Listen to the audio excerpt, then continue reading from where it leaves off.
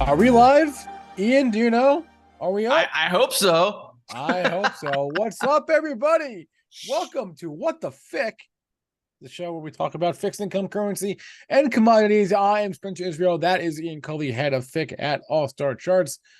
Ian, how we doing? Doing excellent. Wednesday, pump day.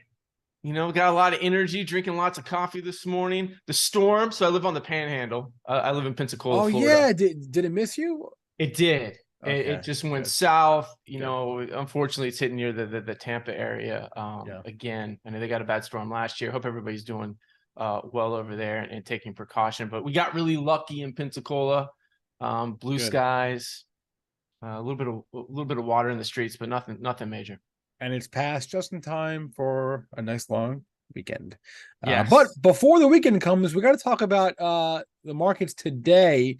Today we're focusing on the softs, but specifically I wanted to talk about cocoa and sugar because a couple of days ago we were talking on the morning show about these, I guess you can call them sugar stocks or the obesity trade. But look at Mondelez and Hershey and all these candy companies are breaking out, and then you go look at sugar, and yeah, it's also looking really good. So what's going on with the softs complex here, Ian? What's the deal? We've been talking about softs a lot this year. Heading into January, sugar was my favorite chart. It was my favorite chart, and the reason it was my favorite chart was this really tight consolidation. Year and a half plus. And when you see a tight range like that, tend to get explosive breakouts or breakdowns. Yeah. And that's exactly what we got. We got a big explosive breakout. It ripped higher. But, ever since, early April, mid-April, it's just been kind of chopping sideways in a really broad range. Right now, it's starting to resolve higher from that range. And cocoa's doing the same. Cocoa is another one we've had our eyes on. Tight consolidation, big breakout. Look at that cocoa chart. Big Oh, look breakout. at that breakout. So, we're seeing it in cotton as well. We had some periods of strength earlier in the year in coffee. Coffee had a nice pop, and it's pulling back, and it's continuing to base, maybe a double bottom there in coffee. We'll look at that chart later. But there's a lot going on in the soft space. It continues to be a hot area of the commodities. Even when, and it's funny, I love to talk about these contracts because you read the headlines and it's all about gasoline. It's all about crude oil. Oh yeah. Gold. Yeah. Maybe copper. Well, the world doesn't run on coffee. Actually, maybe it does. It does run on coffee. It does run on coffee. It runs on Dunkin', actually. Yeah, it's true. It's true. Yeah. Dunkin' finally made its way down to the south. Dunkin's starting to pop up all over the place down here now. That's good, I suppose. I'm not a fan of their coffee. Is there any like seasonality to this, Ian, or not really? Yeah, actually, there is some seasonality.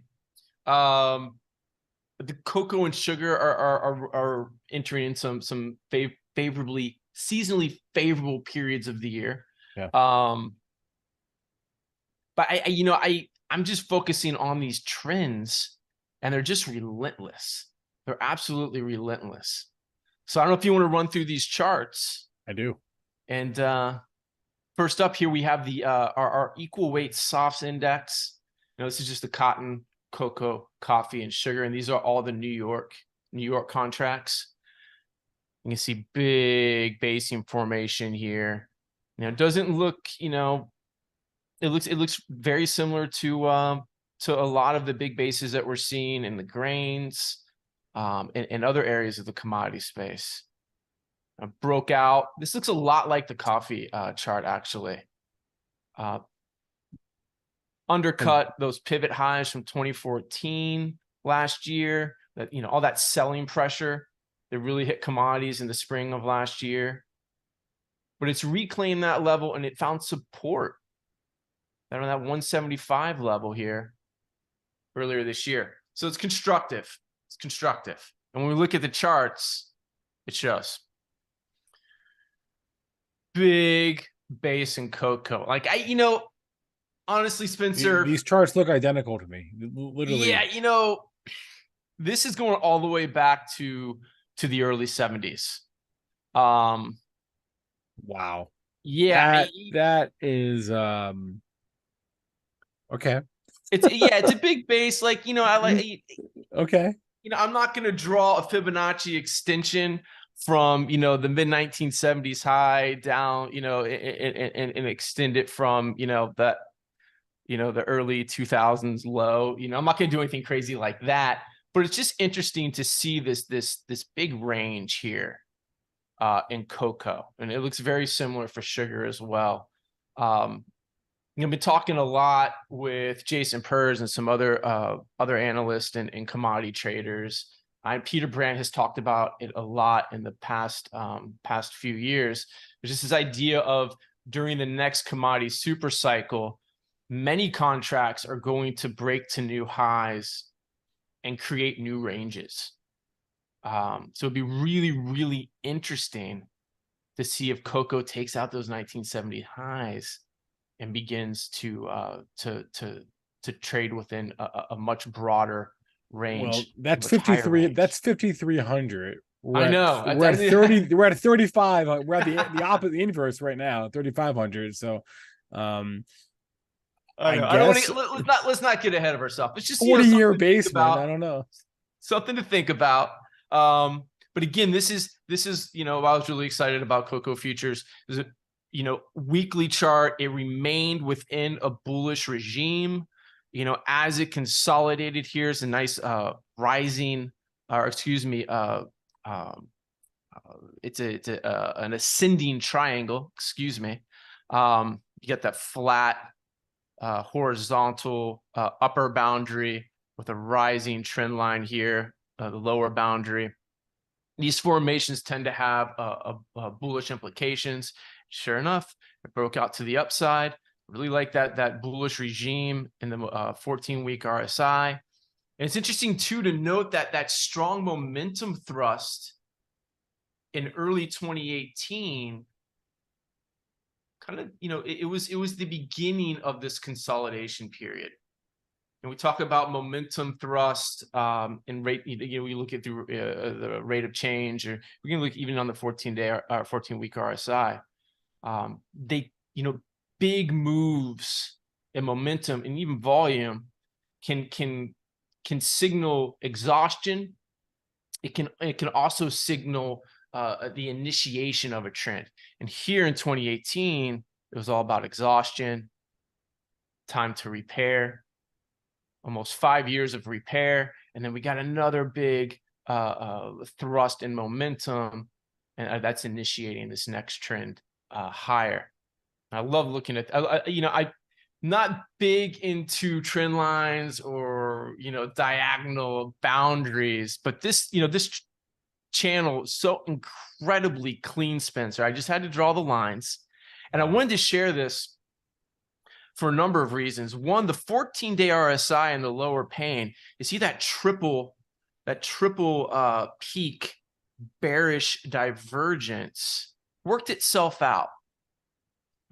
Bearish and bullish divergences in momentum are a heads up. They're a heads up of the possibility of a potential reversal in price. Never got it though. We never got it. Momentum then went on to break above 70, hitting overbought conditions, and remains within a bullish regime. Also, with the channels, I don't really trade the channels. I'm not into it.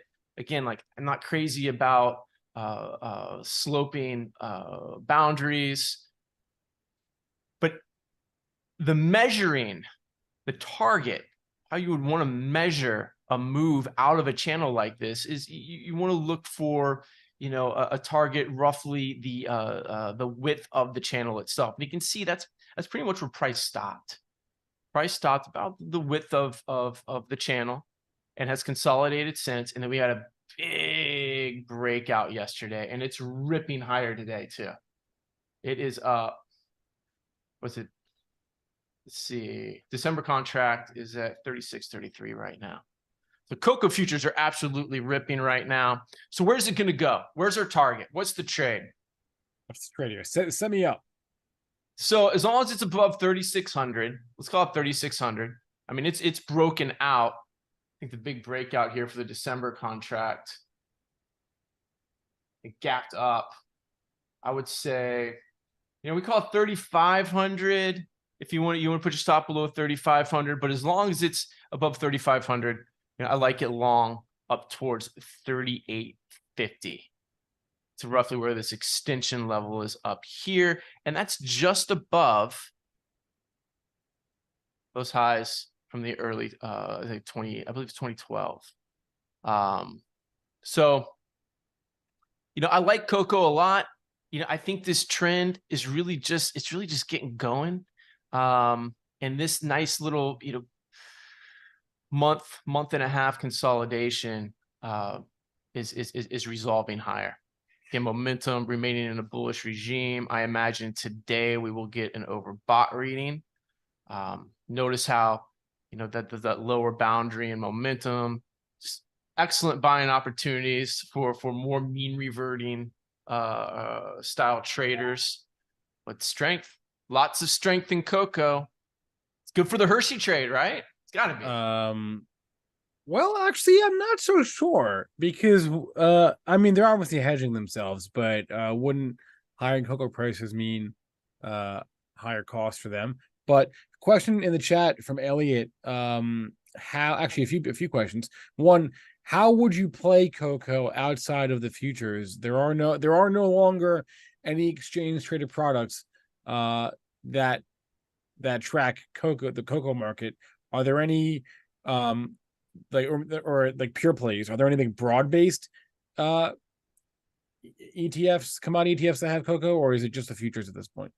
At this, I'm not 100% sure about how I would play that in the equities market. And that's what it becomes so difficult when you get into the softs and the grains. Yeah. For pure plays. Like when it comes to grains, I like ADM, powerhouse. Yeah. If softs are working, I'm sure ADM's doing well too. Yeah, but for cocoa specifically, I guess you could say a Hershey, but I'm honestly on the equity side, I'm really not sure either. There are no exchange traded products anymore. There used to be. There used to be. We covered it. We covered it when it was delisted. Was it Nib? Was it Nibs or Nib? Yeah, Nib. Yeah. Yeah. Good question though. Good question. I'll look into that this week. And then from Jonathan, are you concerned about the commercials being so short cocoa? No, because that's a great point, Jonathan. Just as a general rule, you never want to fade commercials. You never want to fade the commercial position. They're the deepest pockets. They're the smart money. But sometimes they get caught off sides. And they can stay short. Again, they have really deep pockets and they can remain short for very long periods of time. So I'm going to focus on price right now. Definitely keep that in mind. I think with the strength that we're seeing right now, I think 3,800, 3,850 isn't a stretch. I don't think that's a stretch. I think that's a great tactical target.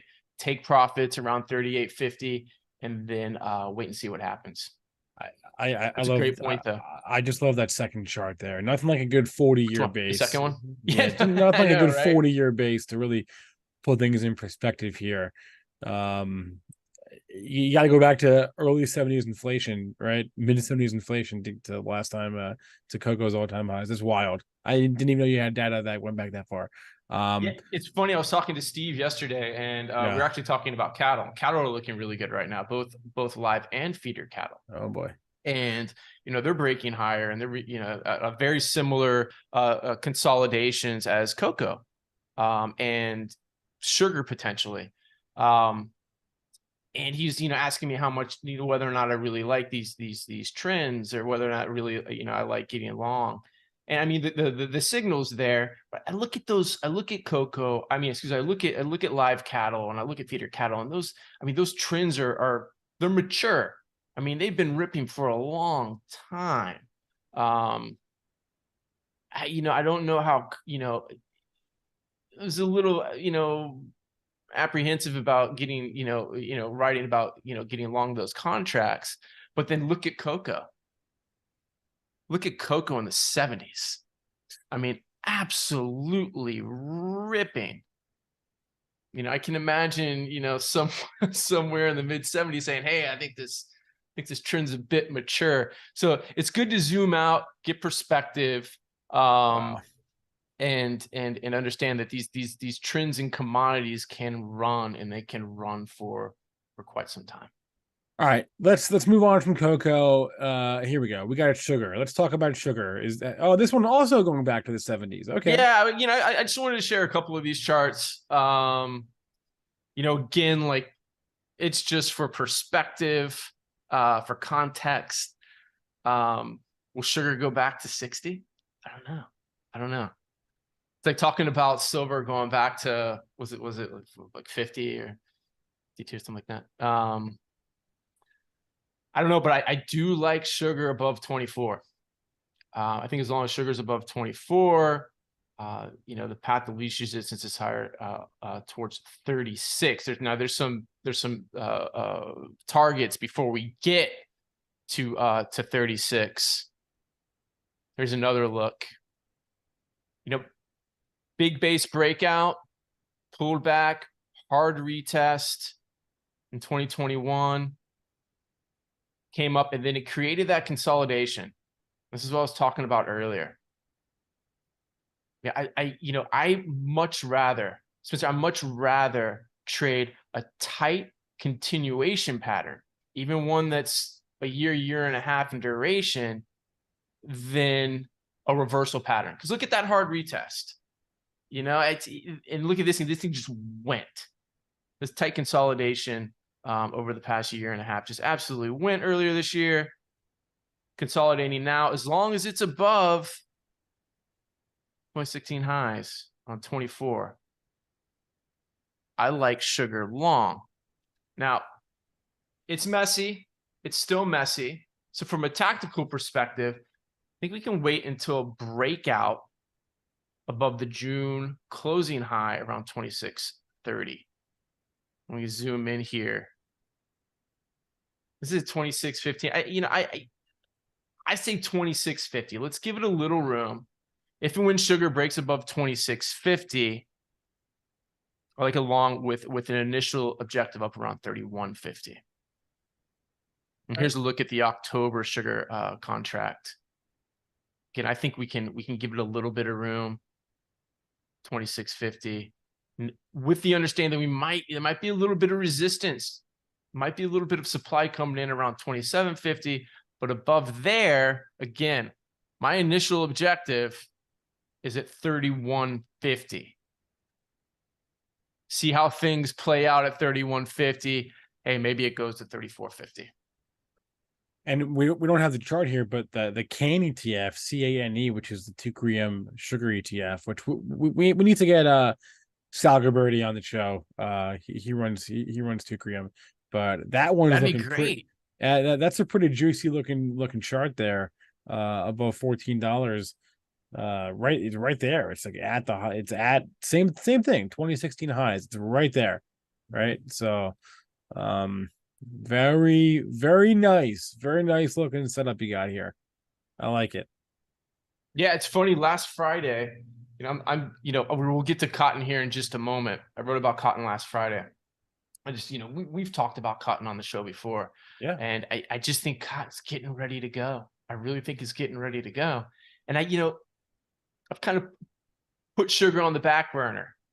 I put cocoa on the back burner. They're great trades. They've been consolidating, and I'll see what happens. I wake up Friday to a message from a buddy of mine saying, "Hey, looks like cocoa and sugar are going to go." And sure enough, later that session, they started ripping, and they're still ripping today. So yeah, cocoa and sugar are getting a lot of attention right now, and for good reason. Nothing like price to change sentiment. Okay, cotton. This is a little bit of a different situation here.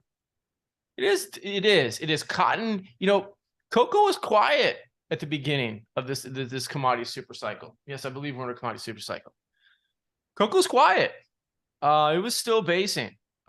Cotton, not so. Cotton ripped higher off of the 2020 lows and then pulled back last year again. Like, a lot of commodities corrected through 2022. Cotton continues to base. As the year, we just, early 2023, looking for that breakout in sugar. Cotton was just beginning to challenge this critical retracement level around 90, so 89.50. I thought, hey, maybe if commodities get going in the spring, cotton will start ripping higher. But it's remained below that level since, continue to just chip away at supply, remaining resilient, and it's seen momentum continue to improve. Just definitely adds to my conviction that the higher probability outcome is a resolution to the upside, not the other way around. That Fibonacci number speaks for itself. Yeah, right. Holy moly. Yeah, they're usually not, they're not always this clean. This is a very, very clean weekly chart here. It's like above 90, I think you can run it back to 115. Run it back to 115. Those late 2022 highs. But the breakout's been pretty messy here on the December contract. Now, I like it above 86 and a quarter, but it's I think that's it's painful. It's painful until it breaks above those highs from earlier this summer. Let's call it 89. If and when December cotton decisively close above 89, I like it long towards 98. Momentum's in a bullish regime. We do have a bearish momentum divergence, but as I showed you earlier, they have a tendency of working themselves out. It's just a heads up that the momentum is beginning to wane, right? The bulls are beginning to lose a little bit of steam. That makes sense. I mean, we see this breakout's been kind of, they're trying, it's not getting it done. So if and when back above December cotton's back above 89, I want to see a momentum reading above 70 for confirmation. All right. And the last one here of the day, coffee. Oy vey. What do you make of this one? Oy vey. Well said, sir. Well said. Yeah. That's my sentiment exactly. Yeah. Coffee popped earlier in the year, and ran into resistance at this key retracement level around 198, 197. Looks like it's just carving out a potential double bottom below that 198 level. For now it's messy. Wait and see if brutal. If we get some sort of constructive, short-term basing formation that we can play, towards that 198 level. Right now, there's really not a whole lot to do. But yeah, this is so right now, got cocoa's ripping. Sugar is on the verge of resolving higher from a tight consolidation.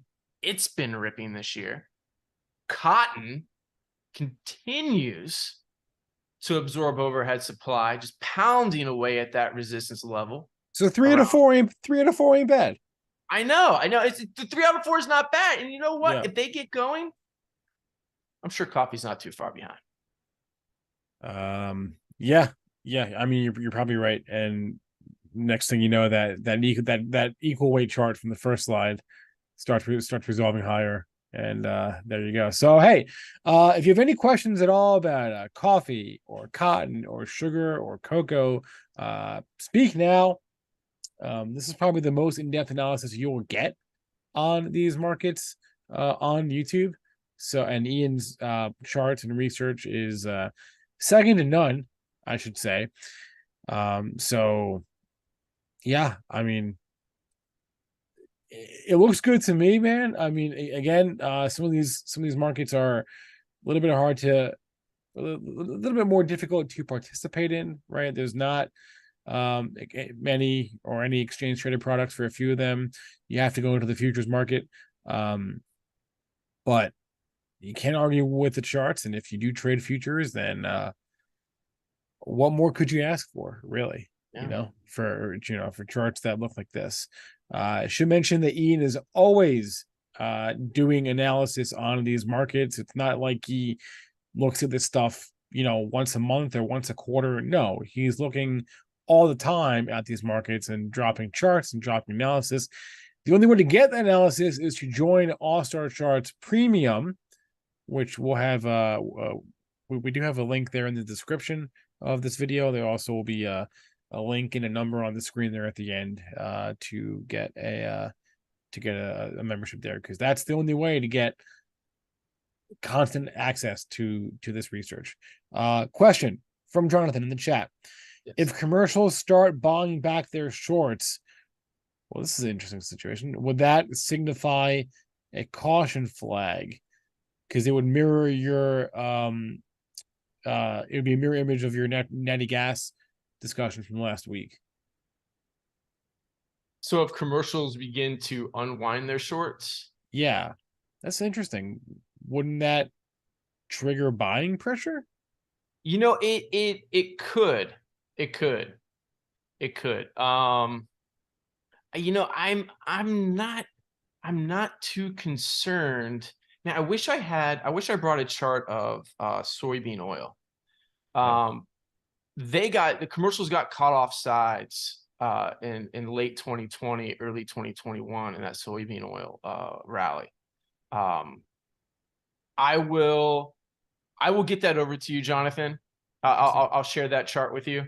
I mean, in theory, if the commercials are going to start, covering shorts, it's almost like a squeeze. Buying, right, is the key word, is the key part of that process. Buying pressure tends to drive prices higher.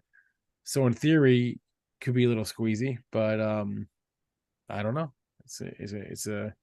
But to your point though, these guys can stay wrong for a long time. Time. Right? That's the thing. So, they can stay wrong for wrong for as long as they need to. And any final thoughts on this stuff, Ian? Yeah, I really like this space. I really like softs right now. Energies continues to look good. Just an overall, in terms of commodities, metals, focusing on metals right now. Really want to see if they can get going. Really impressed with gold and silver hanging in there. It was do or die. It was do or die for gold and silver, and they chose do. So really impressed with how they're reacting. And grains, we'll see. We'll see if grains can carve out a bottom here. All right. What should we talk about on our next show? Let us know. You can email us questions at stockmarketmedia.com. We are not doing this show on Friday, but we'll be back next week. So stay tuned for that. If you'd be so kind on your way out to drop us a like, hit that thumbs up, I'd appreciate it. There's the number in the email on the screen. Let us know if you have any questions, comments, concerns about the show, what we should talk about, or most importantly, again, how to get access to all of Ian's charts, his slide decks, his exclusive videos, and his research on this space. Ian, great job as always. And, thanks, Spencer. That's all I got. Have a good one, everyone. Yeah, man. Have a great weekend.